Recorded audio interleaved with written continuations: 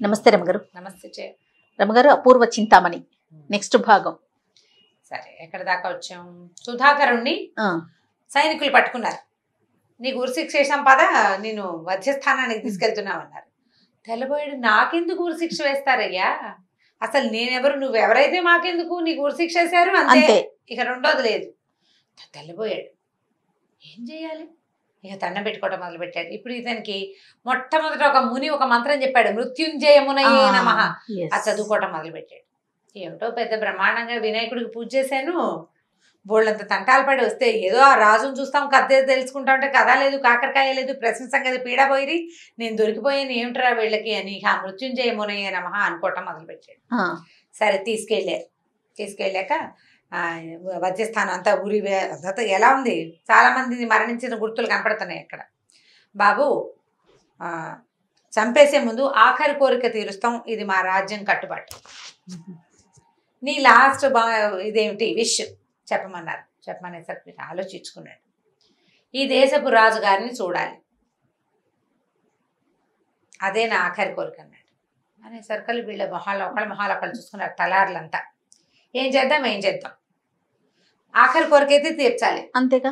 ఇప్పుడు ఒకవేళ కనుక మనం సరేలే వీడిలాగా అంటాడు, వీడెవడో మనకు తెలియదని ఉరి తీసితే రేపొద్దున రాజుగారు ఏరా నేను ఉరి తీసిన వాడు ఆఖరి కోరిక ఏమిటి అని అడిగాడు అనుకో, వాడు మిమ్మల్ని చూస్తానన్నాడండి అని చెప్పామనుకో, నేను ఎందుకు తేలేదని మనందరినీ తీస్తాడు రా ఉరి, కాబట్టి ముందు ఇతన్ని తీసుకెళ్ళి రాజుకు చూపిద్దాం. సరే, మధ్యలో ఒక సైనికుడు అన్నాడు, ఉండండి నేను కనుక్కొని చెప్తాను, రాజుగారి దగ్గరికి వెళ్తాను. వాడు గుర్రం వేసుకుని వెళ్ళిపోయాడు. రాజ్యసభకి వెళ్ళి నేను రాజుగారిని చూస్తానంటున్నాడండి. అతను వృద్ధుడు కాదు, కుర్రాడు, బాగా చిన్నవాడు, అంటే 30 ఏళ్ల వాడు కాదు, 20 ఏళ్ల వయసుగానే ఉన్నాడు. కొద్దిగా కండలు తీరిన శరీరం, వాడికి కాస్త కత్తికి తిప్పడం వచ్చిన వాడిలాగా కనపడుతుంది. అంటే కొత్తగా వేసిన వేషమే, సన్యాసి వేషం, కానీ వాడు సన్యాసిగా కనపట్టల్లా, ఎక్కడ మొహం వాడినట్టు అలాంటివైతే గుర్తులు కనిపించట్లేదు. సన్యాసులు ఉండగానే ఒక లక్షణం ఉండాలి, అది లేదు. పైగా వీడు ప్రౌఢ వయసు కూడా 30, 35, 40 వాడు కాదు, జస్ట్ 25, 24 ఉంటాయి అంతే. అనగానే సరే అదేమిటో చూద్దాం, యువ సన్యాసిని చూద్దాం అనుకున్నారు. రాజుగారు అన్నాడు, సరే వాడిని నా ముందు ప్రవేశపెట్టండి. తీసుకొచ్చారు. ఎవరో ఇవ్వన్నాడు. నువ్వేనా రాజువే అని అడిగాడు సుధాకర్. నేనే రాజుని అన్నాడు ఆయన. నీకు బుద్ధుందా అని అడిగాడు. నీకు బుద్ధుందా, నువ్వేం రాజువి, నీ దేశంలోకి ఒక పరదేశి అడుగు పెట్టంగానే వాడిని ఉరిదీయమని ఎందుకు చెప్పావు నువ్వు?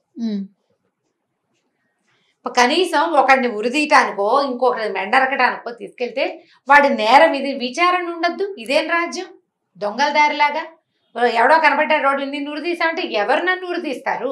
ఎందుకు ఉరితీస్తారు? ఎందుకు, నేనేం చేశానని, నా నేరం ఏమిటి, నిరూపణ లేదు, ఏమి సాక్ష్యాలు లేవు, ఆధారాలు లేవు, రోడ్డు మీద కనపడమని రోడ్డు మీదే ఉరితీస్తామని తీసుకెళ్ళిపోవటం ఏం పద్ధతి, ఇదేం రాజ్యం, నీ పద్ధతి బాగుండలేదు, ఇలాంటి దుర్మార్గమైన పద్ధతి ఉన్న రాజు ఎవడో చచ్చే లోపల తెలుసుకోవాలని నిన్ను చూద్దాం అనుకున్నాను అన్నాడు. అనేసరికల్లా ఈయన అన్నాడు, నాయన నువ్వు తెలివిగా మాట్లాడుతున్నావు, మేము సన్యాసులకు ఎగనెస్ట్, సన్యాసి అనేవాడు వస్తే కుదరదు మాకు, అందుకని చంపేస్తారా? అందుకు చంపేస్తాం మేము.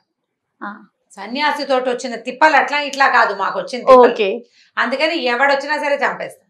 సరే, సన్యాసి అంటే ప్రతివాడు సన్యాసి ఎందుకు అవుతాడు? నేను సన్యాసిని కాదని క్షణంలో ప్రూవ్ చేస్తాను. ఏది ప్రూవ్ చేయన్నారు? సంకలించి సంచి తీశాడు, సంచి తగిలించుకున్నాడు, సంచిలోంచి 2 బట్టలు తీసి చూపించాడు. ఒకటేమో పంచ, దాని చక్కగా జరి అంచుండి జరి పంతన ఉండి నైస్గా ఖరీదైన బట్ట, రాజవంశస్థులు వేసుకునే వస్త్రం. అక్కడి నుంచి చొక్కా, ఆ చొక్కాలు ఎవరు వేసుకుంటారు? మంచి యువకంగా ఉండేవాళ్ళు, 20-25 ఏళ్ల పిల్లలు వేసుకునే వస్త్రం, ఓ పిడిబాకు. ఇవెక్కడివి నీకు, ఎవరివి అన్నారు. నావేనన్నాడు. నావే, ఈ బట్టలు నావి, నేను ఈ వస్త్రాల్లో రావాల్సిన వాడిని. దారిలో కనపడిన ఒక ముని దారి దోపిడీ వాళ్ళు ఉంటారు, నీ వస్త్రాలు చూస్తే నిన్ను పట్టుకుంటారు, నువ్వు సన్యాసి వేషధారణలో వెళ్ళు, సులువుగా వెళ్ళిపోతామని సలహా చెప్తే ఆయన ఇచ్చిన వస్త్రం కట్టుకొచ్చాను నేను. ఇప్పుడు నన్ను ఏ సాక్ష్యము లేకుండానే నువ్వు ఉరి తీస్తావు. ఏమిటి, బట్టలతోటే నా ఉరి? బట్టలు చూస్తే చేస్తారా, ప్రాణం తీసేస్తారా? అనగానే అయ్యో ఎంత పని జరిగిందని ఆయన ముందు కట్లు పడితేయండి కట్లు పదిశారు. ఈ వస్త్రాలు ధరించమంటే కాషాయ వస్త్రం వదిలిపెట్టి ఆ బట్టలు వేసుకుని చూపించాడు. చూస్తే ఆ బట్టలు వాడి కరెక్ట్ గా అతని బట్టలు అతనికే కొలిచినట్టే ఉంటాయి కదా. రాజుగారు రాసి, అయ్యో రాజవర్చస్సు ఉట్టిపడుతోంది నాయన, పొరపాటు జరిగింది, మాకు ఇక్కడ వచ్చిన ఒక సమస్య వల్ల మా రాజ్యంలో మేము ఇది పెట్టుకున్నాము, ఎవరు నువ్వు అని అడిగారు. ఈ అబ్బాయి మెల్లిగా తన కథ చెప్పాడు. ఇలా ఇలా జరిగింది, నేను భేతాళముని చెప్పిన దారి ప్రకారం వచ్చాను. 2-3 రోజుల నుంచి వెతికి మొత్తానికి రజత నగరానికి చేరాను. మా రాజ్యంలో ఇలా జరిగింది. మరుద్వతి నగరం మా మేనత్త గారి ఊరు, మా మేనత్త కూతురు. అక్కడ ఒక యోగి చేరాడు. అతను చాలామంది యువకుల్ని అంటే రాజకుమారులని రాణి అంటే అమ్మాయి యువరాణి యొక్క కత్తికి ఎర్రజేసే ఒక ప్రోగ్రాం ఏర్పరిచాడు. 3 ప్రశ్నలు అడుగుతాడు. 2 ప్రశ్నలకు సమాధానాలు తీసుకున్నా. 3వ ప్రశ్న కోసం వచ్చాను. సరే, ఏమిటి 3వ ప్రశ్న? యువరాణి పెళ్లి సందళ్లలో కలిసి ఆలయం ఏర్పరిచి ఆలయ పాలకులుగా ఉండి రాజుగారిని అతని కుమారులని మోసం చేసి సింహాసనం కైవసం చేసుకోదలుచుకున్న ముని ఎవరు, యోగి ఎవరు, ఇప్పుడు వాళ్ళ పరిస్థితి ఏమిటి అనేసరికల్లా చాని లేచాడు రాజుగారు. వాడు మీకు ఎక్కడ కనిపించాడు అంటే ఈ కథ అంతా జరిగింది ఇక్కడే ఈ ఊళ్ళోనే అనేసరికల్లా ఆ వ్యక్తే ఇప్పుడు ఈ చింతామణిని పట్టుకున్నాడని అక్కడ ఇలాంటి ఒక మారణ హోమం జరుగుతోందని చెప్పాడు అబ్బాయి. చెప్పేసరికల్లా నాయన నీ సన్యాసి వేషంలో ఉన్న నిన్ను చంపేద్దాం అనుకోవడానికి కారణం వీడే. ఈ యోగి వల్లే ఇలాంటి సమస్య వచ్చింది మాకు అని. ఈ రాజుగారి పేరు హరిచందన వర్మ. ఈయనకి 2 కొడుకులు, ఒక కూతురు ఉన్నారు. రాజకుమారులు 2 పెద్దవాళ్ళు, పిల్ల చిన్నది. పిల్లకి పెళ్లి సంబంధం కుదుర్చుకున్నారు. తన బావగారైన హేమనగరం, దీనికి దగ్గరలో ఉన్న హేమనగరంలో రాజుగారికి యశోవర్మ గారి అబ్బాయికి ఇచ్చి పెళ్లి కుదుర్చుకున్నారు. పిల్ల పెళ్ళి అంటే మేనబావే పెళ్ళి, కాకపోతే ఆ రాజ్యం జనమంతా వస్తారా తండోపతండాలుగా ఆయన స్నేహితులు, ఆయన చుట్టాలు, ఈయన చుట్టాలని అందరినీ పిలుచుకున్నారు పిల్ల పెళ్ళికి. పిల్ల పెళ్ళప్పుడు ఎక్కడెక్కడి నుంచో ఎంతమందో వచ్చారు. సాధారణంగా మామూలు మన పెళ్ళిళ్ళకే ఎవరెవరినో పిలుస్తాం. రాజులంటే వాళ్ళ ఫ్రెండ్స్, వాళ్ళ తాలూకు పరిజనం తాలూకు చుట్టాలు, ఆ ఊళ్ళో ఉన్న జనం, ఈ ఊళ్ళో ఉన్న జనం, ఋషులు, మునులు, యోగులు, స్వామీజీలు ఎంతమంది వస్తారో. ఎంతో మంది వచ్చారు. పెళ్ళైపోయింది గ్రాండ్గా. పిల్లని అత్తారింటికి సాగనంపాం. వచ్చిన చుట్టాలంతా మెల్లిగా ఎవరి దారిని వాళ్ళు డిస్పర్స్ అవటం మొదలుపెట్టారు. ఈ పెళ్ళిళ్ళకి ఏంటంటే మన పెళ్ళి అంటే ఓ రోజు ముందు వచ్చి ఆ రోజు మరునాడో వెళ్ళిపోతారు. రాజుల ఇళ్లలో పెళ్ళిళ్ళకి 1 రోజులు పట్టేస్తుంది. పైగా ఇవి వేరే ఊళ్ళ నుంచి రావాలి, వేరే ద్వీపాల నుంచి రావాలి, పెద్ద పెద్ద ప్రయాణాలు. ట్రాన్స్పోర్టేషన్ ఇంత సులువు కాదు. రథాల మీద ఓడల మీద వచ్చారు. వచ్చిన వాళ్ళంతా వెళ్ళాలిగా. ఎవరి దారిన వాళ్ళు చాలామంది వెళ్ళిపోయారు. 1-2 నెలన్నర గడిచేసరికి. అయితే ఈ పెళ్ళికి ఇచ్చిన విడుదలు ఉన్నాయి కదా వచ్చిన వాళ్ళందరికీ. ఈ విడుదల్లో ఒక విడుదలో మాత్రం ఇంకా కోలాహలం ఉంది. సరే, ఈ విడుదలో ఉన్న ఆయన ఎవరో చూద్దామని రాజుగారు ఒక సాయంకాలం పూట వ్యాహ్యాళికి భార్యాభర్త కలిసి షికారు వెళ్తూ అందులోకి విడుదలోకి వెళ్ళారు. ఇంకా ఎవరైనా ఉన్నారా, వీళ్ళు అంటే అతిథులు ఎవరైనా ఉన్నారా అని చూస్తే ఒక ఆయన కనపడ్డాడు. ఈయన చక్కటి స్ఫురద్రూపి అయిన యోగి. ఎంతో బాగున్నాడు. ఆ హ్యాండ్సమ్ లుక్ ఎవరినైనా పడేసేస్తుంది అనమాట. సరే నాయన, అయ్యా ఎవరండి, ఏ ఊరు, మీరు ఎక్కడి నుంచి వచ్చారు, పిల్ల పెళ్ళంతా హడావిడంతా తీరిపోయింది, మీరు ఇంకా వెళ్ళలేదంటే ఆయన గంభీరంగా కళ్ళు మూసుకుని చెప్పాడు. ఏంటంటే, శివుడి ఆనతితోటే నేను ఈ ఊళ్ళో ఉన్నాను రాజా. పరమశివుడు నీ యందు ప్రత్యక్షం కాబోతున్నాడు. నేను వివాహానికి ముందే వచ్చాను. నాకు అప్పటికే తెలుసు ఈ వివాహపు హడావిడంతా అయిపోయి నీ చుట్టాలు పక్కాలు అందరూ వెళ్ళిపోయాక నేనే నీ దగ్గరికి రావాలనుకుంటున్నాను. ఈ లోపల నువ్వే వచ్చావు. పరమశివుడు నాకు ప్రత్యక్షం అవుతానని చెప్పాడు. నీ ఊళ్ళో ఒక చోట ఈ శివుడి ప్రతిమ లభించబోతోంది ఆయన నాకు చెప్పాడు. కాబట్టి అంజనం వేసి ఈ ఊళ్ళో ఎక్కడుందో చూస్తాను నేను దాన్ని. ఆ శివుడు విగ్రహం బయలుపడ్డాక విగ్రహం తీసుకుని నా దారిని నేను వెళ్ళిపోతాను. ఆయన ఎప్పుడు ప్రత్యక్షం అవుతాడని చూస్తున్నా, ఇంకా ఆజ్ఞ రాలేదని చూస్తున్నాను అన్నాడు. అమ్మ బాబోయ్, శివుడే కల్లో కనపడ్డాడో నిజంగానే కనపడ్డాడో. వచ్చేస్తాను మీ ఊరు, మన ఊరికి శివుడు వస్తానని ఒక యోగికి చెప్పటం, ఆ యోగి మన ఊరు వచ్చేయటం, ఆయన మనకే ఎదురుపడ్డాం. ఇంకేముంది, శివ సాక్షాత్కారం అంటే చిన్న విషయం. అది రాజు రాణి మైమర్చిపోయారు. హరిచందన్ వర్మ భార్యను. అక్కడి నుంచి కొడుకులు కూడా వచ్చారు. ఇదంతా ఏదో హడావిడిగా ఉందని అందరూ కలిసి పాద పూజ చేశారు. స్వామి, ఆ శివస్వామి విగ్రహం ఎక్కడి నుంచి బయటపడుతుందో చూడండి, అంజనం వేయండి, అది ఇది అన్నారు. సరే, ఈయన యోగ్ గారిని చక్కగా పాద పూజ అవి చేసి అంతఃపురానికి తీసుకెళ్లారు. చాలా విశేషంగా సేవించారు.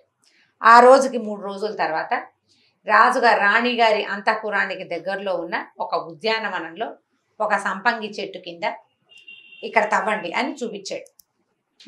అక్కడ తవ్వితే బ్రహ్మాండమైన పాలరాతి నటరాజ విగ్రహం బయటపడింది. అక్కడ శివుడు అక్కడ రాదలుచుకున్నాడని చెప్పాడని ఈయన చెప్పాడనమాట. ఇక ఆ విగ్రహం చూసేసరికల్లా జనం పిచ్చెక్కిపోయారు.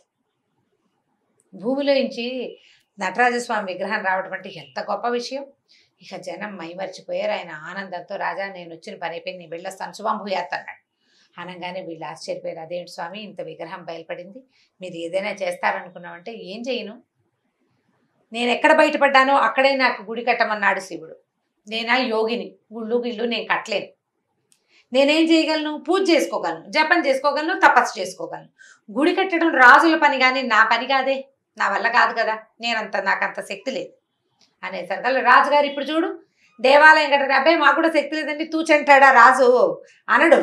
రాజు కదా నాకుంది కదా శక్తి, పైగా ఇది నా రాజ్యం, నా అంతఃపురం, నా తాలూకు ఉద్యానవనం. పరమశివుడు నా యందు దయతోటి నా రాజ్యంలో ప్రత్యక్షం అవుతానని ఒక మునిని నా దగ్గరికి పంపిస్తే కాదని అనడానికి నేనెవండి? ఇదంతా శివుడిదే కదా ఈ సామ్రాజ్యం అంతా. భగవంతుడికి కాంతి ఏదైనా ఉందా ఇక్కడ? గుడే కదా, ఎంతలో కడతామన్నారు.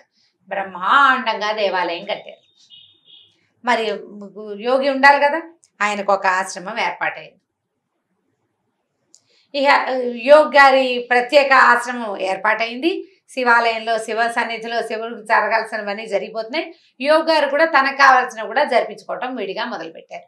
ఆయనకి బోల్డంత శిష్యగణం ఏర్పడింది. శిష్యులకేముంది, ఈ రోజున అలాగే అవుతున్నారు, ఆ రోజున అట్లాగే పిచ్చకపోయేవాళ్ళు జనం, ఓ చేరేవాళ్ళు, భక్తులు, ప్రవచనాలు, సేవలు, పాద పూజలు, తర్వాత మెల్లిగా ఏకాంత సేవలు కూడా మొదలైపోయింది.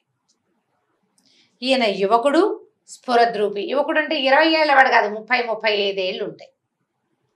పైగా గంభీరంగా మంచి నటిస్తాడు. రాజాశ్రయం పొందేసరికల్లా అప్పటిదాకా ఉన్న ఈ పూసలు వాటికి బంగారు డిప్పలు అవి చేరి చక్కగా గ్రాండ్ గా కనపడతాడు. అలంకారం బాగుంటుంది, పాష్ అండ్ పాలిష్డ్ గా కనిపిస్తున్నాడు. ఇక ఏకాంత సేవలు మొదలైపోయినాయి. మెల్లిగా మంత్రుల భార్యలు, సైన్యాధిపతుల భార్యలు, వార వీర స్త్రీలు ఎక్కువగా చేరటం కనపడడం మొదలుపెట్టింది. ఈయనకి పెద్దగా నచ్చటం లేదు రాజుగారికి. ఇక్కడ ఏదో లొసుగుందని తెలుస్తోంది. లొసుగేమిటో తెలియదు. ఎందుకంటే ఈయన భార్య కొంచెం పెద్దది, పిల్లకి పెళ్లి చేసిన వయసు ఆవిడ వెళ్ళదు. ఆవిడ దండ పెట్టుకు లేచక్క వచ్చేస్తుంది. రాజకుమారులు ఇద్దరికి ఇంకా వివాహితులు కాదు, వాళ్ళకి భార్యలు లేరు కాబట్టి వాళ్ళకి తెలియదు. కూతురికి పెళ్ళైపోయింది, ఈయనకి తెలియదు. ఎవరైతే ఈ ఆశ్రమానికి వెళ్తున్నారో స్త్రీలు, వాళ్ళ భర్తలకి వాళ్ళ ఇంట్లో వాళ్ళకి ఇక్కడ ఏదో ఉందని అనుమానంగానే ఉంది. రాజుకు ప్రత్యక్షానుభవం కాల.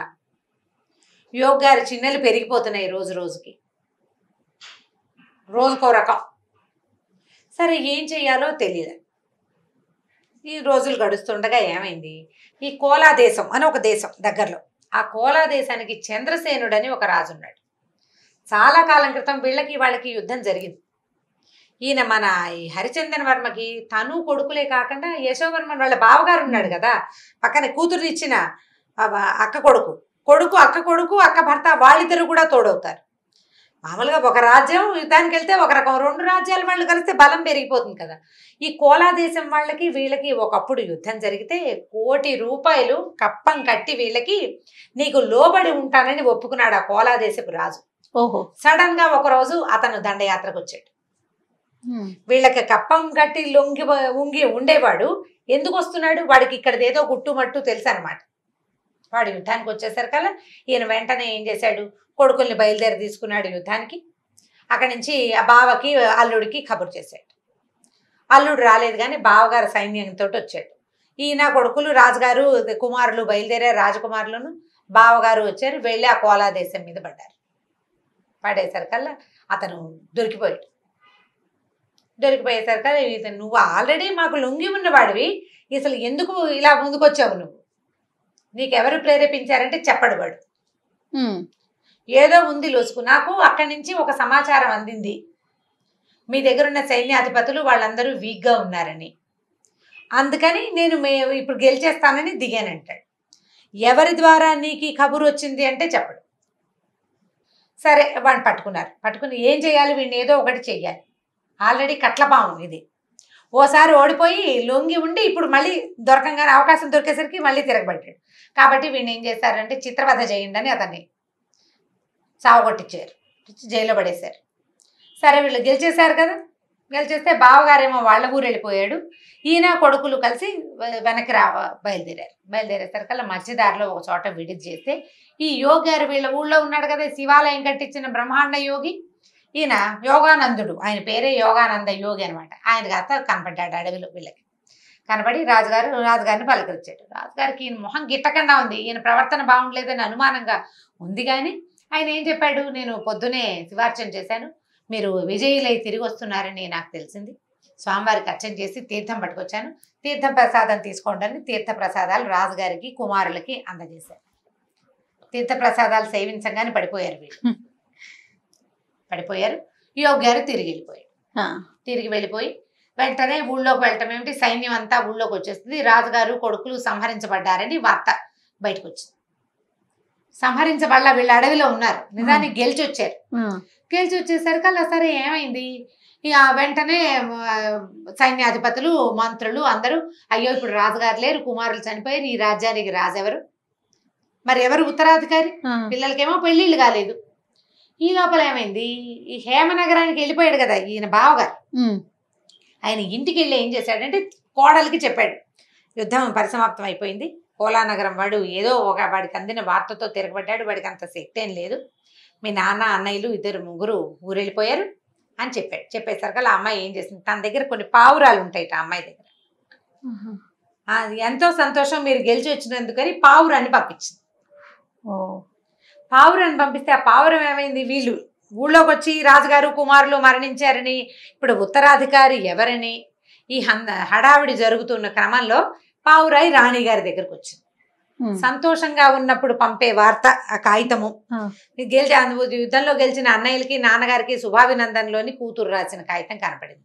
ఓ పక్కన ఒక తండ్రి పిల్లలు చచ్చిపోయారని వార్త, కూతురేమో ఇది పెట్టింది. ఇప్పుడు కూతురికి ఏం తెలిసి ఉంటుంది, ఎందుకు వచ్చింది ఇట్లా, ఈవిడ గింజుకుపోయింది, ఆవిడకి ఏం చేయాలో తెలియలే.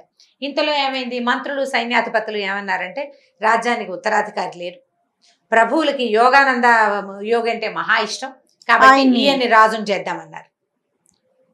యోగానందుడు రాజు అన్నారు. ఈవిడికి ఈ యోగానందుడు రాజు ఏమిటో తెలియదు, ఈ కూతురు పంపించిన వార్త ఏమో తెలియదు. ఈ పావురాయి రాగానే దాని వెనకాల ఇంకో పావురాయి వచ్చేస్తున్నాయి సంతోషంగా. పావురాలు 3-4 వచ్చేసినాయి. 3-4 ఒకటే సమాచారం, అంటే మొదట వచ్చిన సమాచారానికి పక్షుల తాలూకు కదలికలను బట్టి అవి సంతోషంగా ఉన్నాయో భయంగా ఉన్నాయో తెలుస్తుంది. ఈవిడికి అర్థం కాలే, చెలికత్తెలందరితో ఇక్కడికి ఏదో జరుగుతోంది, అమ్మాయి ఏమో ఈ వార్త పంపిస్తోంది. అంటే అన్నయ్య గారు వెళ్ళిపోయాడు అనమాట ఇంటికి. అన్నయ్య గారు క్షేమంగా ఇంటికి చేరితే రాజుగారు కొడుకులు రాలేదని వీళ్ళు ఎలా చేస్తారు, ఇక్కడ ఏదో జరుగుతుందంటే చెలికత్తెల్లో అమ్మాయిలు ఏమన్నారంటే, అమ్మ మీరు ఇక్కడి నుంచి తప్పుకోండి, మీరు అంతఃపురంలోనే ఉన్నట్టుగా మేము సినిమా చూపించేస్తాం, బయట కామ్గా వెళ్ళిపోండి అని ఒక రహస్య మార్గం గుండా రాణి గారిని పంపించేశారు హేమనగరానికి.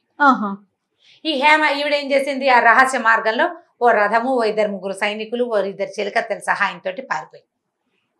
అంతఃపురానికి యోగానంద ఋషి గారు వేయించేస్తే రాణి గారు బహిష్టు, ఆవిడ కనపడదు ప్రస్తుతం, ఈ 3 రోజుల తర్వాత ఆవిడ కనపడతారు, అసలు ఆరోగ్యం కూడా బాగుండలేదంటే రాణి లేదేమో అన్న అనుమానం రాలా అతనికి.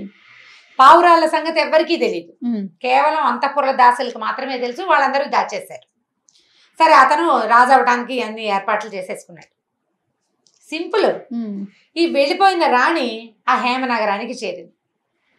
తండ్రి పిల్లలు రాలేదు, అక్కడ యోగానందుడు రాజు అయిపోతున్నాడు, రాజ్యం అంతా అల్లకల్లోలంగా ఉంది, రాజు కుమారులు మరణించారంటే కొంతమంది ఊళ్ళో జనం అంతా అడిగారు, బాడీస్ ఏవి, శవాలేవి, యుద్ధంలో పోయారు, రాజుగారి శరీరము భౌతిక శరీరము చేరాలి కదా, రాజుగారు రాలేదు, అబ్బాయిలు రాలేదు అని ప్రజలంతా గగ్గోలు పడుతున్నారు. అన్నయ్య గారు ఏం జరిగిందంటే, అసలు ఓడిపోవటం ఏమిటమ్మా, ఒకే దారి, నేను కుడి చేతి వైపుకి చీలి హేమనగరం వచ్చాను, వాళ్ళు ఎడం చేతి వైపుకి మీ దేశానికి రజత నగరానికి బయలుదేరారు, తండ్రి పిల్లలు చిన్న కసుగందలేదు, ఒక గీత కూడా లేదు, యోగానందుడే ఏదో చేసి ఉంటాడని అనుమానం వచ్చింది. ఎక్కడ వెతకాలి, ఏం చేసి ఉండొచ్చు, దాంతో వాళ్ళ గుంతాలు పడుతున్నారు. ఈ 1 రోజు గడిచేసరిగా ఆవిడ ఏడవటం మొదలుపెట్టింది. 3 రోజులకి అక్కడ టైం పెట్టి వచ్చాను, ఏదో ఒకటి చెయ్యకపోతే నా భర్త పిల్లలు ఏమైపోయారో, రాజ్యం వాడి చేతిలోకి వెళ్ళిపోయింది అని ఆవిడ దుఃఖించేసరికి ఆయన అన్నాడు, నేను వెతికిస్తాను, నువ్వు కంగారు పడద్దని చెప్పి, ఎక్కడ ఏ దారి దగ్గర వీళ్ళిద్దరు 2 రాజ్యాలు చీల్తాయో అక్కడి నుంచి వేటాడడం మొదలు పెట్టారు. మొత్తం అంగుళం అంగుళం వెతకడం మొదలు పెట్టారు. కథ కంచికి మనం ఇంటికి. ఇక్కడ కాపీ వచ్చే భాగంలో తర్వాత కథ తెలుసుకుందాం. తప్పకుండా. నమస్తే. నమస్తే. ఇక ఈ వీడియో కనుక మీకు నచ్చినట్లయితే లైక్ చేయండి, షేర్ చేయండి. మరిన్ని వీడియోస్ కోసం మా ఛానల్ని సబ్స్క్రైబ్ చేసుకోండి.